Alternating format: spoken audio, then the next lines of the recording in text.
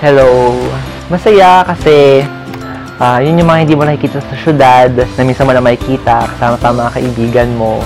Marahil makikita mo yun sa syudad, kaya lang kung ikaw lang mag-isa, mas may enjoy mo siya kasama yung kaibigan, ang company nila, dahil syempre may mga masabi sila na talaga ma-appreciate mo na hindi mo naman mag-appreciate kung mag-isa ka lang.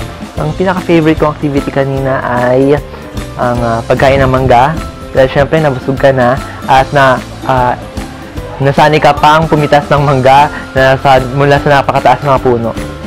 Ang trip sa Bulacan ay isa sa mga trips na talaga namang iti-treasure ko dahil kasama ng iyong mga kaibigan at talagang hindi monotonous ang inyong adventure dahil may swimming, may pagpunta sa bukid, may pamimingwit kahit walang namingwit na nakuhang isda, at I'm looking forward to the other activities later. So, Nogay family, maraming salamat po sa pagpapatuloy sa inyong tahanan at sa masarap na pagkain na nakahain para sa ating lahat.